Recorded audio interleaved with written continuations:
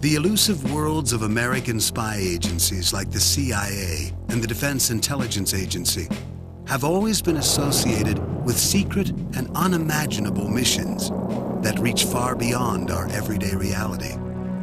At the height of the Cold War, the United States government learned of Soviet psychic research. Fearing potential security threats, the U.S. Army created their own psychic secret agents, who used a clairvoyant technique called remote viewing. Classified logs note that sometimes they could sense a target 2,000 miles away.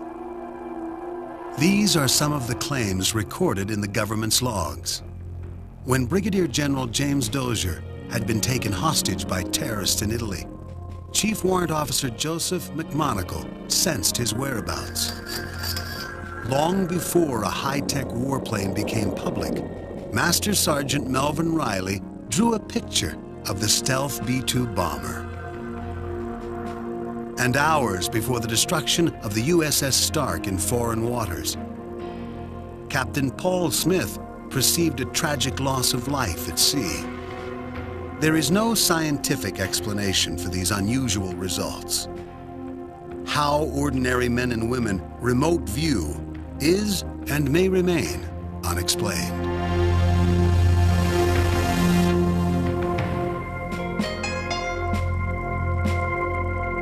In 1976, Dale Graff worked as a civilian aeronautical engineer at Wright-Patterson Air Force Base in Ohio. The Air Force asked him to do research on remote viewing to see if it could be applied to missing aircraft, pilots, or hostages. Graff went to the Stanford Research Institute, a think tank in Northern California, which had completed hundreds of controlled remote viewing sessions in their laboratory for the CIA. Graff decided to challenge the think tank to a psychic game of hide and seek. Stanford would pick the remote viewer, and Graff would select his secret location. What I did, I created a list of 10 possible targets in the Dayton area. So I decided to choose one, a very unique site that if the individual working in the project that day, Hella Hammond, who was in New York, if she could identify anything resembling that, I would feel very comfortable.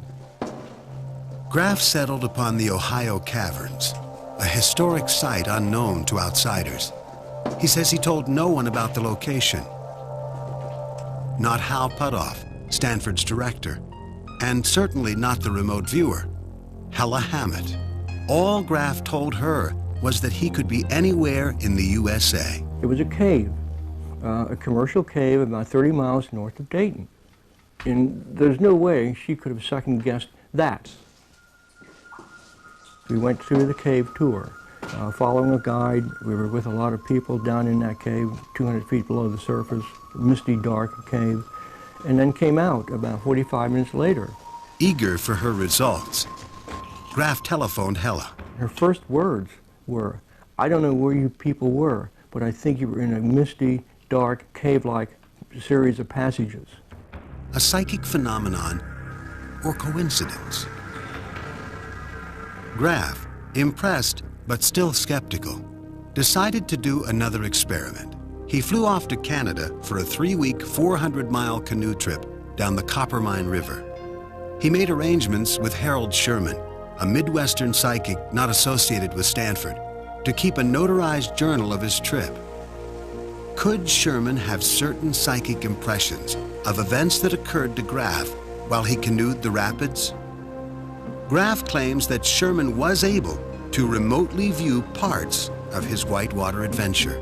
One of them occurred at a time when I got very sick, about halfway through the trip. And I was sick from either black fly bite reactions or something I ate. And I had a terrible nightmare one night, thinking I was even dying. And at the same time, about 1 hour separated from that time, Harold Sherman woke from a nightmare, also thinking that something terrible had happened to me. The following is an excerpt from Sherman's journal. My conscious mind does not want to let me accept a tragedy, but I feel a mental distress call, and I feel helpless to do anything about it. The next day, the whitewater adventurers went through a series of dangerous rapids. Sherman noted once again in his journal, "I record this scene with great reluctance, that this actual happening could be the end of the canoe project, as all seems to have been caught in the vicious rapids. Canoes dashed end over end, and bodies flung about in the turbulent waters, with little chance to escape against canyon walls." After reading Sherman's journal, Graff concluded that there was something to the phenomenon. After I came back, after recording the information in my journals, having movie records, and Harold's data was notarized, and then an individual unconnected with us made an evaluation of the results. And it turned out that there were some good correlations at the time, and Harold had certain impressions written that occurred to me. While Graff thought remote viewing was worthwhile, so did the Soviets, who were also funding paranormal research. Coincidentally, the Army found out about the Soviet research, and they asked counterintelligence officer Lieutenant Frederick Atwater to find out what the Russians were doing. I went back to my command. I said, yes, there is a threat. The Soviet KGB and GRU are in fact spending money on remote viewing. We're paying attention to the satellites. We're locking our documents up at night. We're running security background checks on our personnel. But how can we protect ourselves against this thing called remote viewing? Atwater concluded that the Soviets' clairvoyant spies posed a threat to U.S. security. In response, Major General Edmund Thompson, the Army's Assistant Chief of Staff for Intelligence, gave the final go-ahead to set up an American psychic spy unit. So particularly with the Russian background and involvement, I tasked a small think tank I had to take a look at the problem. And they soon determined that the most fruitful area to explore was the use of remote viewing for intelligence collection and for counterintelligence. With Atwater at the helm, the ultra-secret spy unit slowly materialized. He went to the Stanford Research Institute in Northern California and examined psychological profiles on people there who were successful at remote viewing. Within a matter of weeks, Atwater returned to his post at Fort Meade, armed and ready to recruit intelligence operatives for the Army's new psychic unit. Then we went to the people themselves. We were assessing whether or not they had a propensity, an artistic talent. Had they ever had a ESP or psychic experience before? Or did they reject it and saying, oh, that's totally wrong, that's totally false, I know everything there is to know already. And then the final thing was that they had to volunteer. These people volunteered to be part of this effort. In 1978, a secret high-tech Soviet plane went down in Zaire, and the United States wanted to find it before the Russians. After the CIA failed to locate the wreckage, the psychic spies were put to the test, including both Graff's Air Force group and Atwater's Army remote viewers. The psychic spies were asked to study a photograph of a Russian Tu-22. Their written impressions and drawings were given to the CIA, and hours later, the missing plane was found, within a few miles of the perceived area indicated by one of Graff's Air Force remote viewers. Years later, the incident was confirmed by none other than former President Jimmy Carter.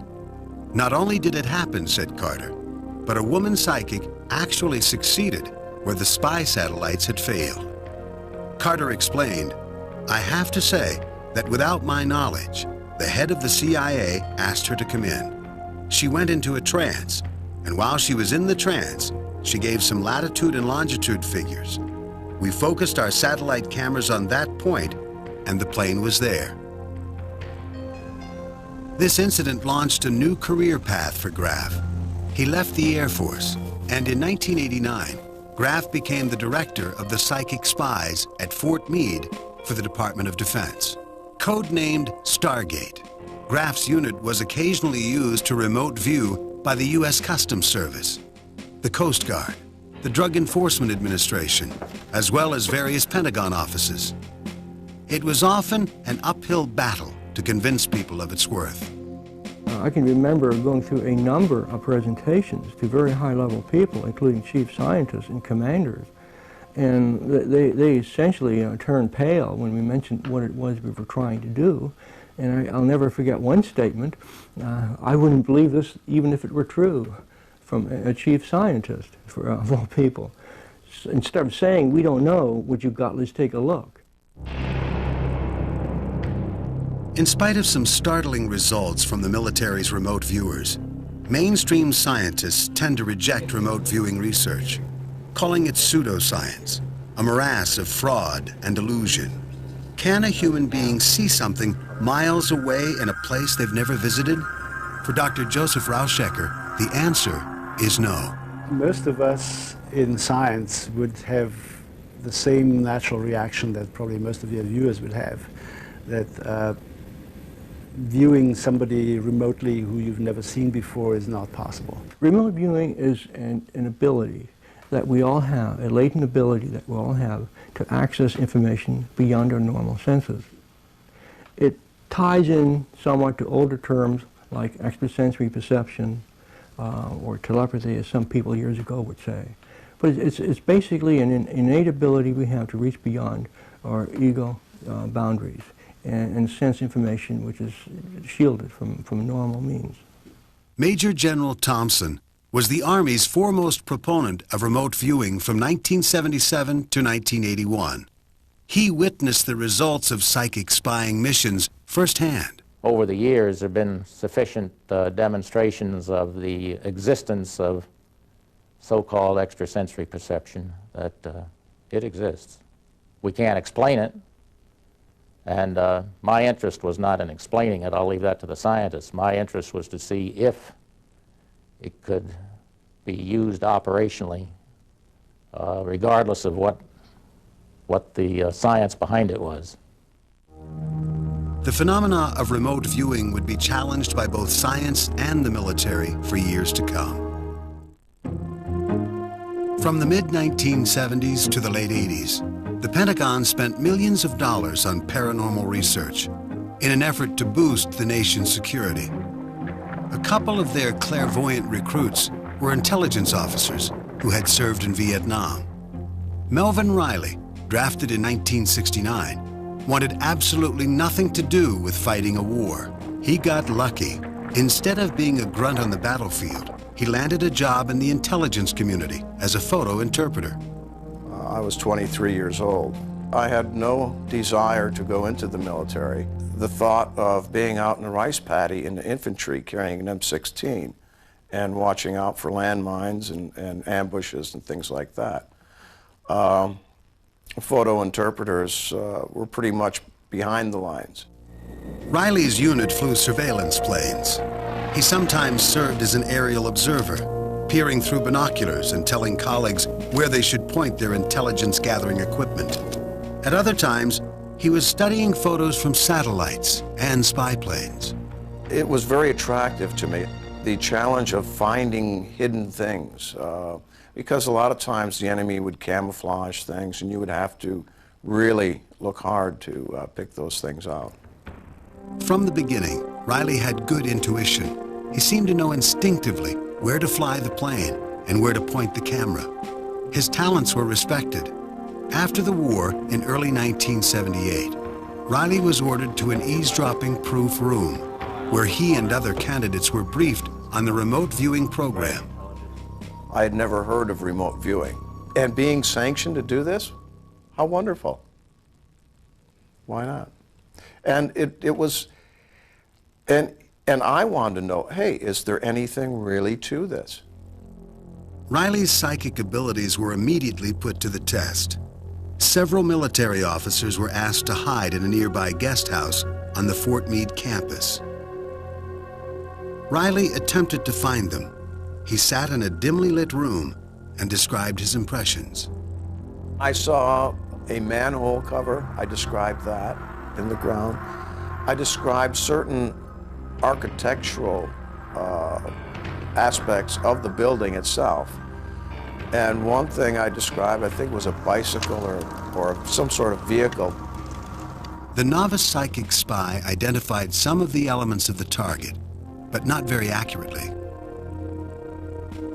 Military analysts considered Riley's first session a promising start, since nothing in intelligence gathering is 100% correct.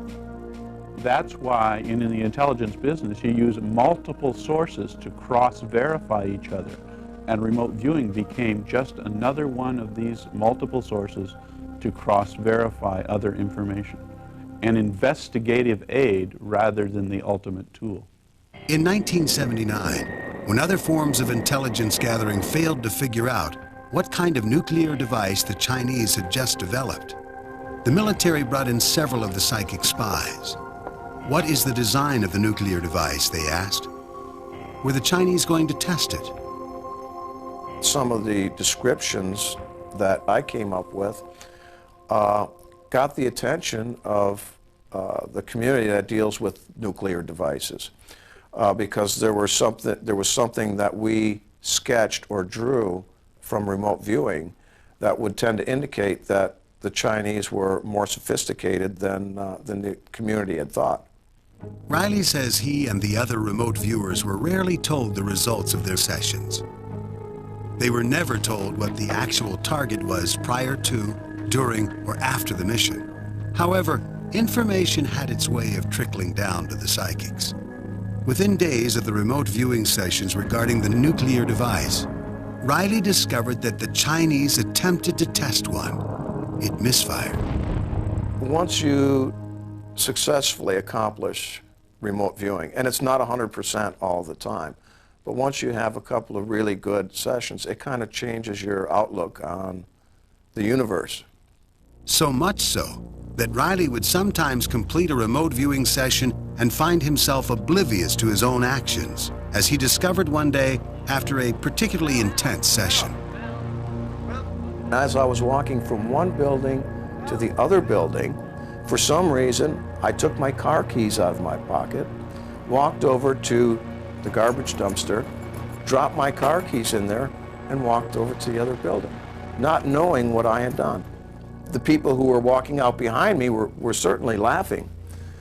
And I said, "What's the matter?" They said, "Do you know what you just did?" I said, "No." And they said, you just threw your keys in the garbage." And I said, "Oh my God." In order to clear his mind, Riley did Indian beadwork, his way of overcoming the dreamy after effect of remote viewing, a job that depended solely on his extraordinary senses. All our job was to report our impressions, what we could see visually in our mind's eye, the sensations we had, sights, sounds, feelings, textures, tastes. We would just produce raw data. Intelligence analysts would take Riley's psychic work and review it in order to determine if any of the information was useful. At times, Riley would become frustrated because he wanted to know more about his mission, and the government refused to tell him. Then there were the rare times when Riley discovered his senses were a direct hit. Our unit was given the task of supposedly looking at some new Soviet-type aircraft. I was really confused by this thing that had a big fuselage kind of shape, like a Boeing 747, but it didn't have any tail. Riley's intricately written impressions and sharply drawn sketches were given to the Air Force. The drawings were immediately confiscated, and Riley was told to stop remote viewing the target. Unbeknownst to Riley, he had remote viewed his way into the heart of the stealth B-2 bomber program, the Pentagon's most secret weapon. I had no idea that the stealth aircraft ever existed, the fighter or the bomber. Everything I did within the intelligence field was classified, and much of it was classified much more highly than the remote viewing. Melvin Riley spent 7 out of his 21 years in the military as a psychic spy. Were his occasional hits the result of coincidence? Did he actually give the military reliable information? I couldn't pass a good scientific judgment on the phenomena. What I did know was that whatever state it was in, that it did not provide to me the type of intelligence that I could utilize to accomplish my mission. We must have been accomplishing something, if nothing else, in the research area that was positive, or we would have ceased to exist. And not only that, it seemed like every time the program was dumped by a organization or a unit or the Army, etc., somehow it was picked up by another agency. It was kind of, I jokingly called it the Phoenix Project, because it always seemed to be rising out of the ashes again.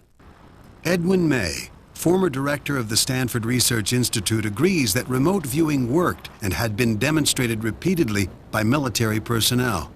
He says he bases his conclusion not on belief, but rather in years of research and experiments. I became more and more convinced of its reality, not based on a single gee whiz example, which had been all over the media, but rather careful analysis, careful looking at whether or not we were fooling ourselves, looking for alternative explanations. And when all that search for alternative explanations of how this might work failed, it says we have an anomaly here. As the remote viewing unit evolved, it adopted scientific testing procedures to identify promising psychics. Secrecy always surrounded the paranormal program and made recruitment difficult. Some say this was to keep the unit from Soviet eyes. Others felt the psychic unit was kept a secret in order to protect its supporters from embarrassment. Captain Paul Smith was not afraid of controversy. When he heard about the paranormal unit in 1983, then known as Stargate, he eagerly introduced himself to its commanders. And they discovered that I had an interest in art and languages and music and all that kind of stuff, and those aren't normal combinations for an Army officer to have. And they said, you know, we may have a deal for you.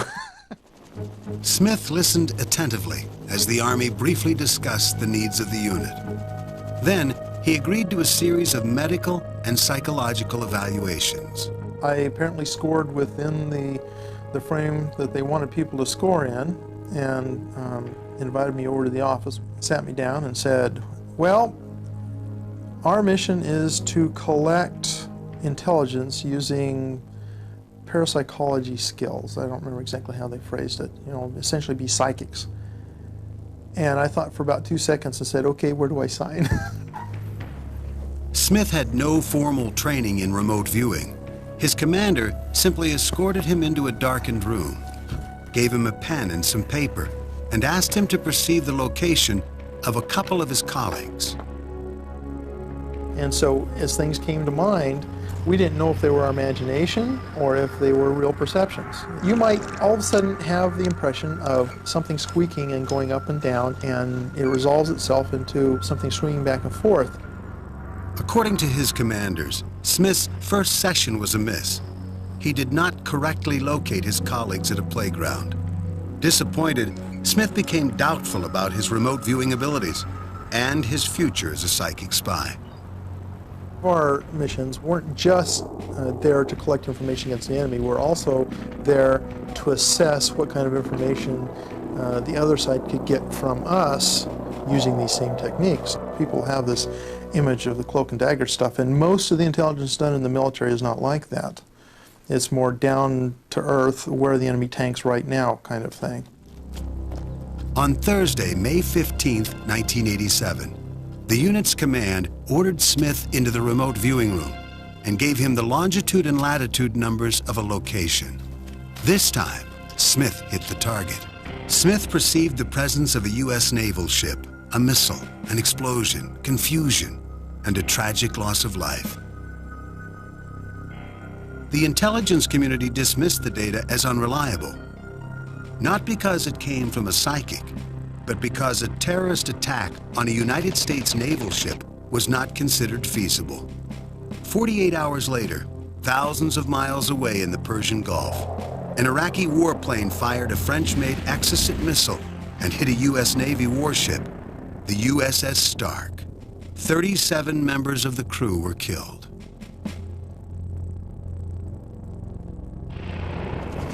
An example of paranormal precognition, or simply a good guess. This was, after all, a time of significant anxiety in the military over the Iran-Iraq War and its threat to U.S. naval vessels. Neuroscientist Dr. Joseph Rauschecker was asked to evaluate whether this could be a paranormal event.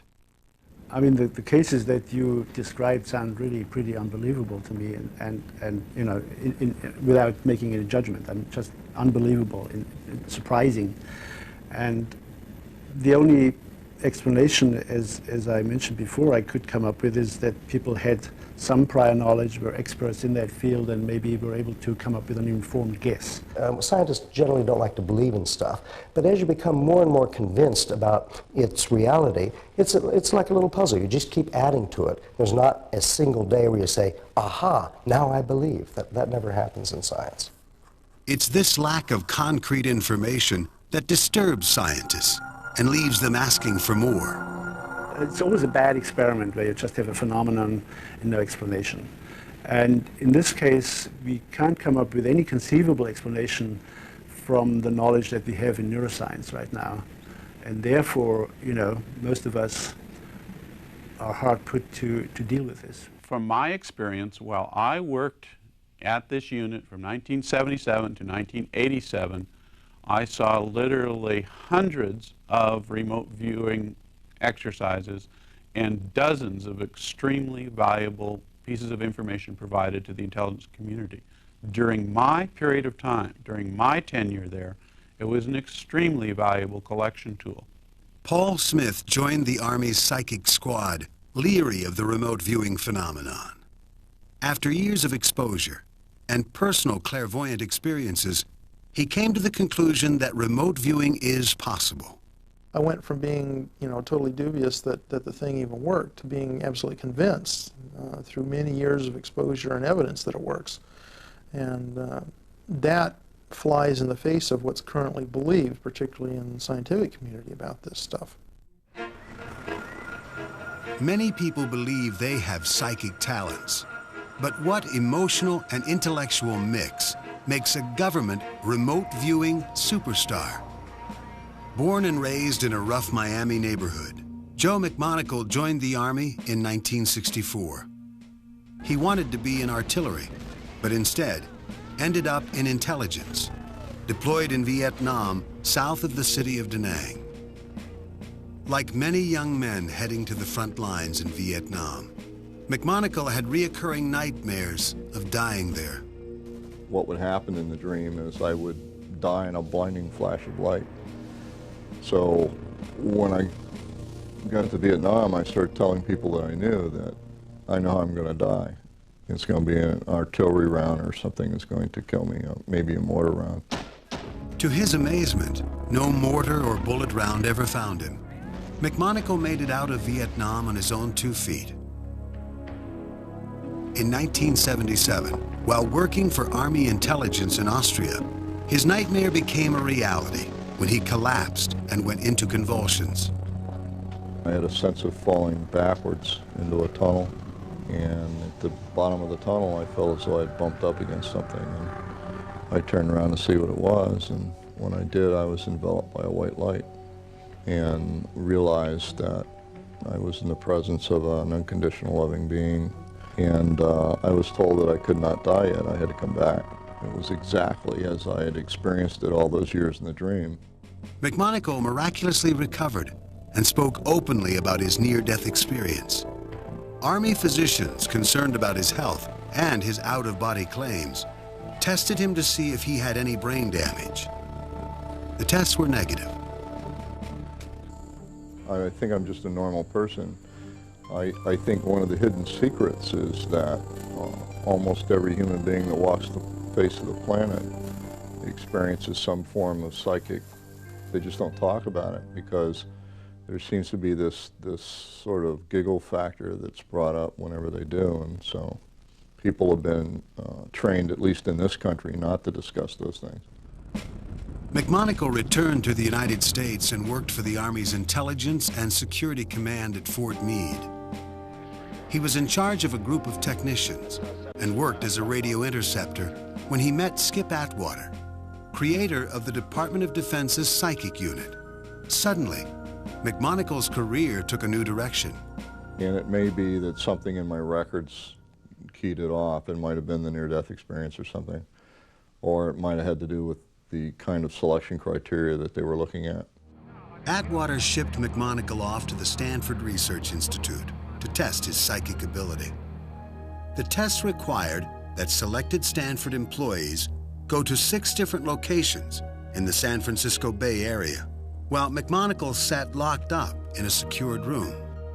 And at a specific time, they'd show me the person's picture and say, describe where this person's standing. And so I would sketch the location and talk about where the person would be. Stanford analysts noted that McMonagle identified where 5 of the 6 people were, a phenomenal result. The young warrant officer turned out to be a natural clairvoyant. McMonagle's psychic abilities opened up a new era in military espionage. In October of 1977, McMonagle returned to the psychic's headquarters at Fort Meade, Maryland. The Pentagon's ultra-secret spy unit worked in a windowless, soundproof room. Most sessions lasted less than an hour. Normally, there were only 2 people in the room, the clairvoyant and a monitor, the person who would guide the psychic through the session. The unit's first big mission was the Iran hostage crisis. The Army psychics were called in. 350 photos were literally thrown on the table, and the spies were asked to select the hostages. And over a course of about a day and a half, the group of remote viewers were able to positively identify 64 people. And we were also able to identify 3 or 4 people that weren't held with the rest of the hostages. During McMonagle's 17-year psychic career, identifying hostages was just one of his secret missions. He was never told how the psychic's information was used. That information is still classified.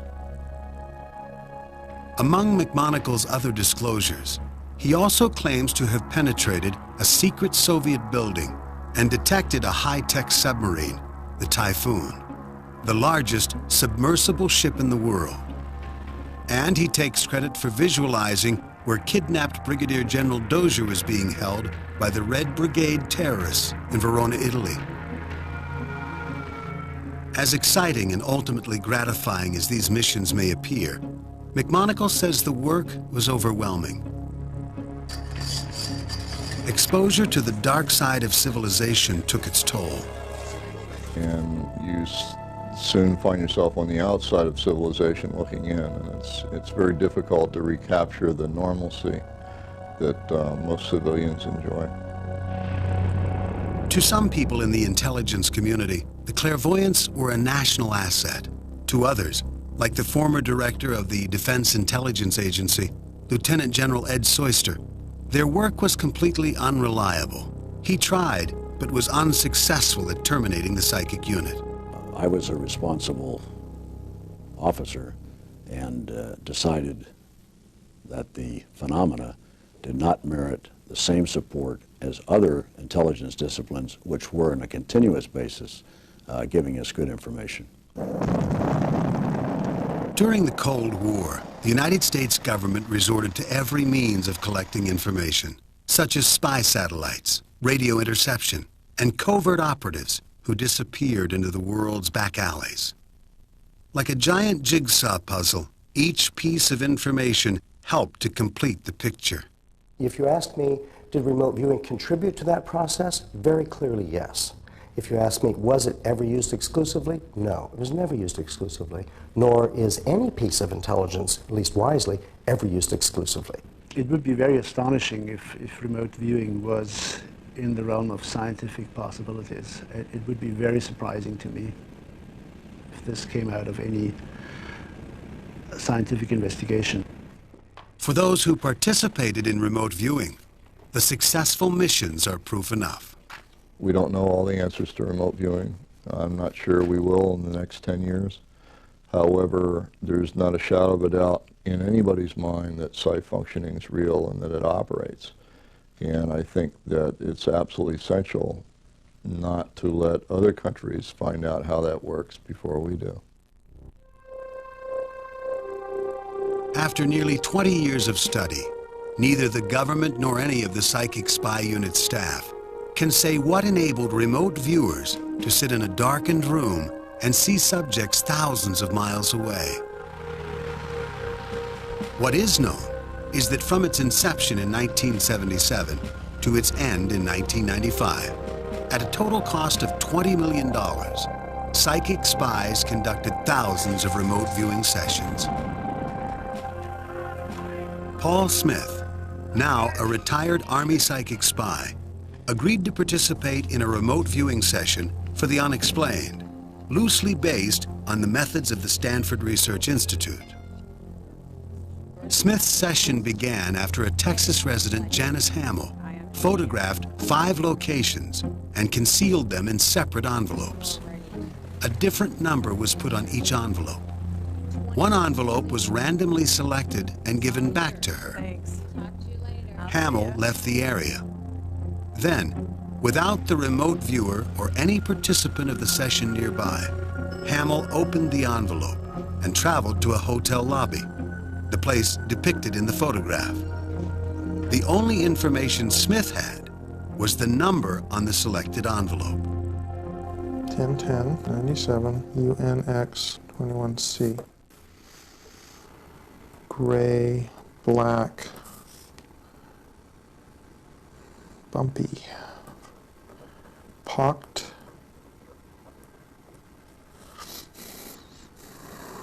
fresh smells, outdoor smells, solid, dense, rocky,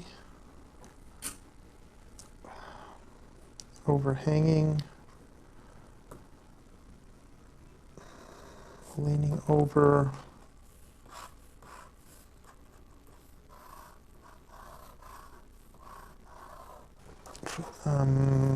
sense of running water.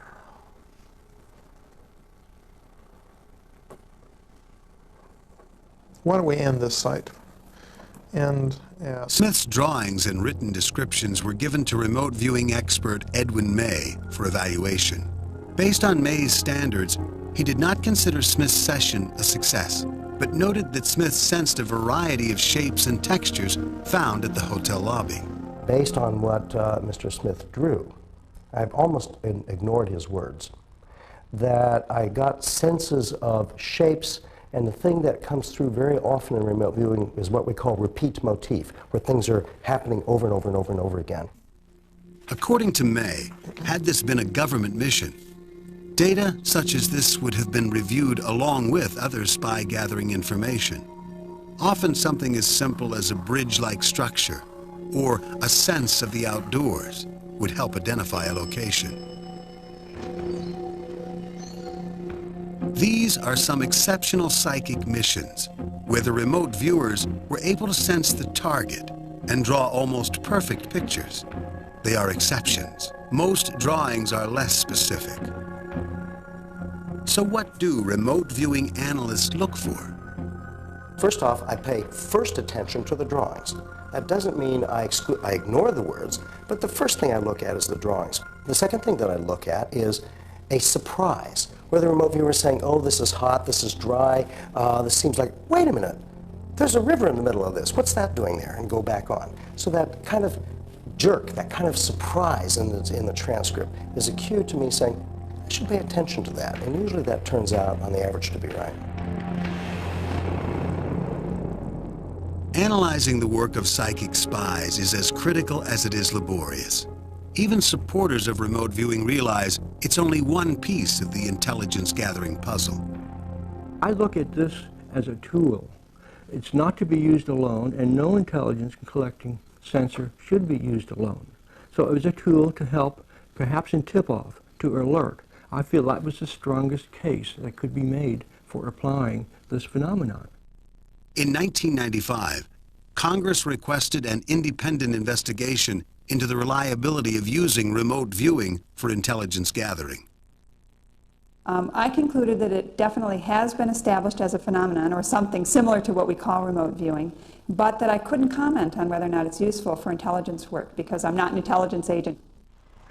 Psychologist Ray Hyman from the University of Oregon also participated in the remote viewing evaluation report, but came to the opposite conclusion. I believe that people can fool themselves very dramatically. In fact, the brighter the person is, in my experience, the more clever they can be about fooling themselves and convincing themselves of something dramatically obvious is really something psychic. I think they made a terrible mistake of trying to bring their case to the scientific community as a whole now because it's so weak that they're going to lose any credibility they have. The remote viewers and the Stanford analysts claim credibility can be found in this highly sensitive log that recorded the unit's activities from 1979 to 1989. It notes that between November 79 and January 1981, remote viewers provided a total of 183 reports to the Joint Chiefs of Staff regarding hostages in Iran. It says that psychics looked for hostage Brigadier General Dozier from December 81 through February 82. During that same time period, another recording confirms the use of psychics in locating terrorist Carlos the Jackal. It also recorded the psychic's failures. The unit tried to locate American soldiers missing from the Vietnam War from July of 81 to September of 82. The log notes those sessions were not helpful thus far. As operations officer for the remote viewing unit, I sat in the position of working with both the tasker who requested the information and the sources who provided the information. So I have a unique viewpoint at knowing what is the value of this remote viewing information, because I saw the information flowing both directions. And in many, many cases, we were able to provide very valuable information. Even though not all sessions provided useful information to the intelligence community, the statistics supporting remote viewing are startling.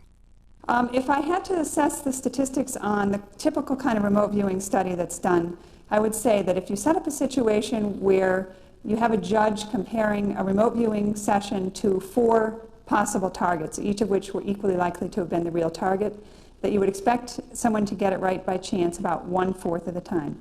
Instead, they seem to get it right on the order of about 1/3 of the time. So that's the order of magnitude of this. My whole career investigating so-called psychics for the government, going all the way back to 1950s, I have never come across anything when I came in person. I never saw anything alleged to be psychic that looked even remotely puzzling to me. It was usually people deluded in their own mind. Based on Hyman and Utt's evaluation of remote viewing and intelligence gathering, Congress scrapped the psychic unit in November of 1995. Soon after, the Army tore down the remote viewers' headquarters at Fort Meade. Jessica Utz questions the value of psychic spies for espionage, but believes the government should have continued its remote viewing research program. I believe that the government made the wrong decision in pulling the rug out from under the research program, because I think that what we need to do now is figure out how this works, and it really ought to be funded in the open scientific fields like any other area that we're trying to get a handle on. I think they probably made the right decision when it came to shutting down the intelligence gathering program, because this just is not reliable enough yet for us to use it to gather intelligence data that's particularly on target. If I were a hostage held somewhere, I would hope the intelligence community would use all tools available to them, and frankly, including remote viewing, which should be properly put into perspective. The final judgment about remote viewing may have to wait until the end of 1998. At that time, according to the CIA, information regarding the psychic unit, now known as the Stargate Collection, will be declassified and made available to the public. Joe McMonagle, Melvin Riley, and Paul Smith now all retired from the military, continue to do research on the remote viewing phenomenon. For these three men, psychic spying is a reality. For the rest of us, remote viewing is a mystery that remains unexplained.